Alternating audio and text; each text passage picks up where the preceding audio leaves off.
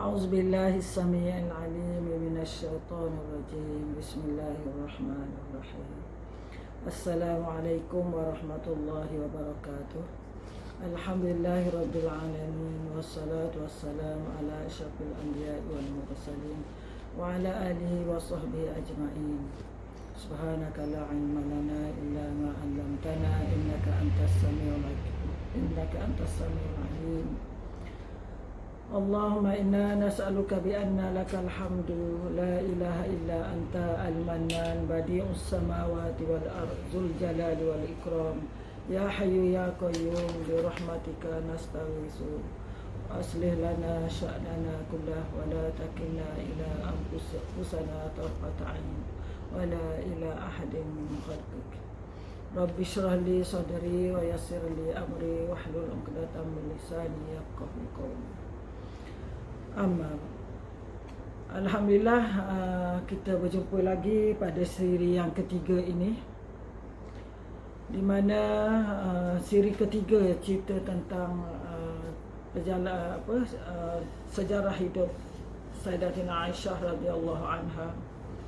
Itu slot ketiga ini kita akan lihat ialah semalam kita bincang mengenai perkahwinan dia, pernikahan dia dengan Rasulullah sallallahu alaihi wasallam, di mana disebutkan bahawa orang tengah yang menjalankan peminangan kepada Sayyidina Abu Bakar ialah Khawlah binti Hakim untuk meminang Sayyidat Aisyah radhiyallahu anha.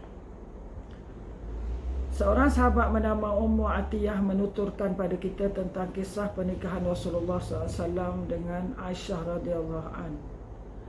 Dia berkata Rasulullah SAW meminang Aisyah binti Abu Bakar saat masih sangat muda. Aisyah kecil kemudian didatangi oleh pengasuhnya dan dibawa pulang ke rumah setelah dia didandan ala kadarnya dan dipakai jilbab. Maka Abu Bakar pun menikahkan dengan Rasulullah SAW. Jadi pernikahan itu amat simple, amat ringkas, di mana Aisyah masih kecil di situ, di pengasuhnya bawa dia pun agak dari pengasuh bawa balik ke rumah, didandan rambutnya dan dipakaikan jilbab. Maka Abu Bakar pun menikahkannya dengan Rasulullah sallallahu alaihi wasallam.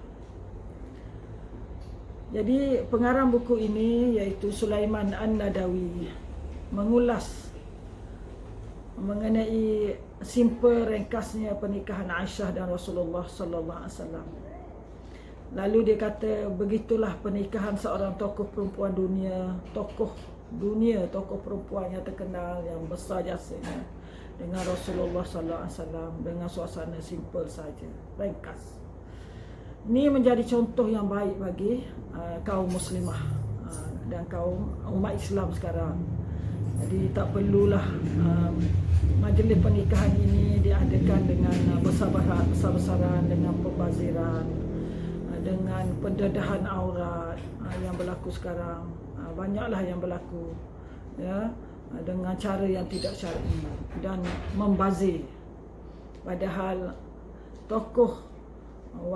tokoh muslimat yang terkenal ini pun diajar kepada kita dengan buat secara ringkas sahaja, ya. Kerana matlamatnya ialah untuk membina rumah tangga muslim. Tidakkah pernikahan Rasulullah SAW dengan Aisyah menjadi penentang praktis bagi pesta pernikahan yang diadakan? Kerana dia tak naklah bahawa kita sepatutnya kita nak buat majlis pernikahan biarlah secara yang sederhana dan penuh dengan mengikut syariat Allah Subhanahu Wa Taala. Janganlah diadakan majlis itu dengan perkara-perkara yang bercanggah dengan Islam. Macam-macam lah, ada joget lambat lah, ada nyanyian karaoke lah, ya, ibu bapa sekali menyanyi, ya, tak pentas. Jadi panggil penyanyi lah. Jadi kita bermula pernikahan itu dengan lawang bagaimana kita nak dapat keberkatan dari Allah. Maka kita belajar cerita Aisyah ini, sepatutnya kita ambil tauladan di sini, ya. Aisyah sendiri pernah berkata, aku sendiri tidak tahu jika Rasulullah telah menikahiku sampai ibuku mengambilku dan mengurungku di rumah agar tidak keluar. Akhirnya aku tahu bahawa aku telah menikah. Aku tidak menanyakan hal tersebut, tapi ibukulah yang memberitahunya kepadaku. Jadi dia tak tahu, dia budak-budak lagi masa tu, sebab ada pendapat kata 7 tahun, ya. Jadi ibu dia lah yang beritahu dia bahawa dia telah dinikahkan dengan Rasulullah sallallahu alaihi wasallam, orang yang paling mulia di dunia ini. Baik. Berapakah mas kahwin Aisyah radhiyallahu anha yang diberi oleh Rasulullah sallallahu alaihi wasallam? Banyak pendapat di sini. Saya ambil yang sahih sahaja mengikut Ibnu Hisham dalam Sirah An-Nabawiyah, diriwayatkan oleh Ibnu Sa'd mengatakan Aisyah berkata mas kahwin Rasulullah adalah 12 adalah setara dengan 5 dirham. Ada kata 5 dirham.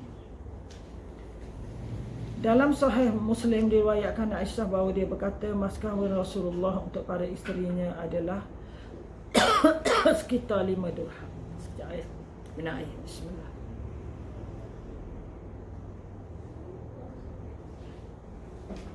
Jadi ini satu lagi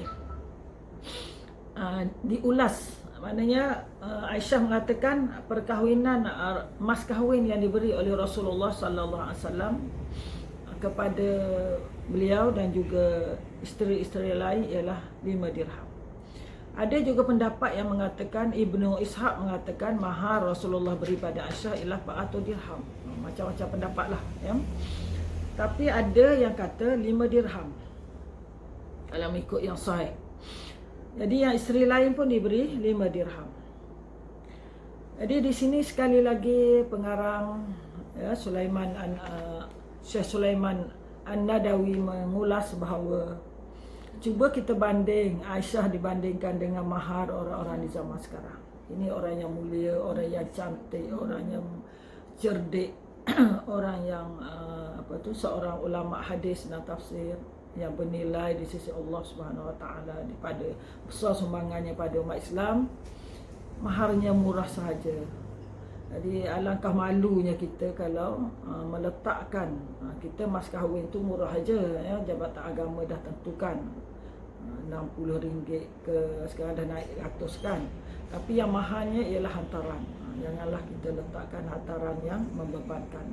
Paksa meminjam loan, ya, untuk hantaran RM16,000, RM20,000 ikut pada sijil yang ada, apa degree ke, master ke, PhD ke. Itu bukan tidak betul, ya, cara yang dibuat oleh masyarakat kita sekarang. Begitu juga kenduri besar-besaran. Boleh, tapi hendaklah secara sederhana saja. Baik. Seterusnya tanggal pernikahan Aisyah radhiyallahu anha. Tanggal pernikahan Aisyah radhiyallahu an yang paling sahih saya ambil, sebab kalau kita nak baca ni banyak. Yang paling sahih ialah Rasulullah menikahi Aisyah pada tahun yang sama dengan meninggalnya Sayyidatina Khadijah radhiyallahu anha. Ini pada tahun yang sama. Pendapat inilah pendapat yang paling sahih, dikuatkan oleh majoriti riwayat yang sahih. Khadijah meninggal Khadijah radhiyallahu an meninggal pada bulan Ramadan pada tahun ke-10 kenabian, kira-kira 3 tahun sebelum hijrah. Sebulan sepeninggalan Khadijah, iaitu sekitar bulan Syawal, Nabi sallallahu alaihi wasallam menikahi Aisyah. Dikala itu umur Aisyah baru umur 6 tahun. Berdasarkan fakta tersebut, maka pernikahan Aisyah tentunya terjadi pada bulan Syawal tahun ketiga sebelum hijrah, bertepatan dengan bulan Mei tahun 620 Masihi. Ini disebut sebagai pendapat yang paling sahih. Sedangkan diriwayat disampaikan oleh habis itu disebutkan di sini bahawa Nabi SAW mula menggaulinya dan serumah dengan Aisyah setelah 3 tahun, iaitu tak kala umur 9 tahun. baru Nabi hidup bersama dengan Sayyidatina Aisyah dan bergaul dengannya, ya, hidup bersama. 9 tahun baru dia hidup bersama Nabi sallallahu alaihi wasallam. Baru Nabi menggauli dia. Baik, mana 3 tahun dia duduk di rumah. 3 tahun dia disebutkan di sini dia berkahwin umur 6 tahun, jadi 3 tahun dia duduk bersama ibu bapanya. Baru Nabi ambil bawa ke dihantar ke rumah Rasulullah sallallahu alaihi wasallam.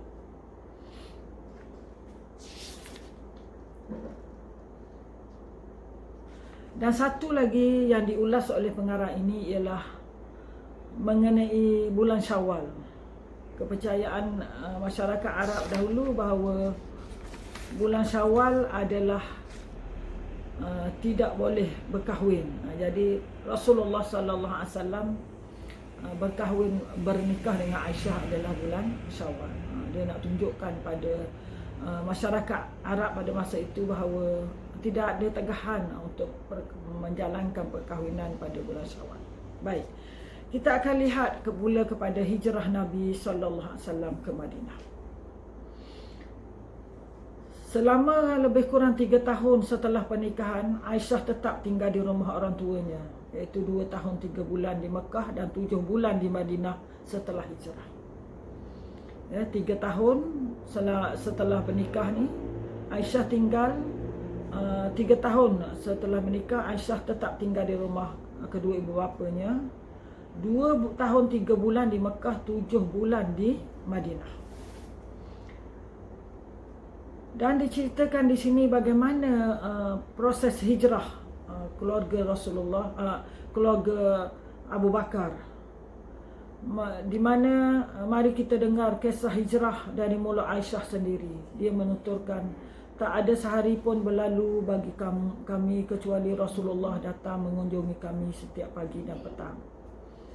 Dan ketika kami tengah duduk di rumah Sayyidina Abu Bakar radhiyallahu anhu di siang hari, tiba-tiba seseorang berkata, ini adalah Rasulullah datang menggunakan penutup muka dan tidak pada waktu seperti bersamanya. Abu Bakar berkata, demi pengorbanan ayah dan ibuku, Rasulullah sallallahu alaihi wasallam tidak akan datang pada waktu seperti ini kecuali ada perkara besar. Kemudian Rasulullah bersabda, keluarkanlah siapa saja yang ada di tempatmu. Abu Bakar berkata, mereka semua adalah juga keluargamu, wahai Rasulullah. Baginda kembali bersabda, aku telah direstui Allah untuk keluar dari Makkah. Maknanya Nabi Aisyah bercerita bahawa Nabi sallallahu alaihi wasallam pada satu ketika Nabi sallallahu alaihi wasallam sentiasa datang ke rumah Abu Bakar kerana pada masa itu proses nak berlakunya hijrah. Jadi pada masa satu hari Nabi datang dengan penutup muka, jumpa Sayyidina Abu Bakar nak cerita tentang hijrah. Lalu dia minta yang ada tu keluar, tapi Sayyidina Abu Bakar mengatakan bahawa ini semua keluargamu. Lalu Nabi menyebut bahawa aku telah direstui oleh Allah untuk keluar ke Makkah. Jadi Aisyah melanjutkan penuturannya. Akhirnya kami mempersiapkan 2 unta untuk kenderaan keduanya. Kami buatkan mereka tas perbekalan. Kemudian Asma bin Abu Bakar mengoyakkan selendangnya untuk mengikat tali perbekalan Nabi. Bermakna di sini pengorbanan Rasulullah sallallahu alaihi wasallam disertai pengorbanan pula penghijrahan Nabi sallallahu alaihi wasallam bersama Sayyidina Abu Bakar adalah disokong oleh semua anak-anak Sayyidina Abu Bakar, iaitu Aisyah, Abdullah dan Asma. Nanti kita akan tengok apa peranan Asma dan Abdullah. Semuanya memainkan peranan. Maknanya keluarga ini dah dididik dari awal dengan Islam, dengan hidup dalam Islam, hidup dengan pengorbanan. Ini yang perlu kita didik anak-anak kita supaya hidup untuk melaksanakan perintah Allah Subhanahu Wa Taala. Jadi masa dah cukup, kita akan sambung kemudian iaitu bagaimana berhijrahnya, bila Sayyidatina Aisyah ni berhijrah. Wallahu a'lam. Subhanakallahumma wa bihamdik, asyhadu an la ilaha illa anta, astaghfiruka wa atubu ilaik. Sallallahu ala Muhammad wa ala ali Muhammad. Wallahu a'lam. Wassalamu alaikum warahmatullahi wabarakatuh.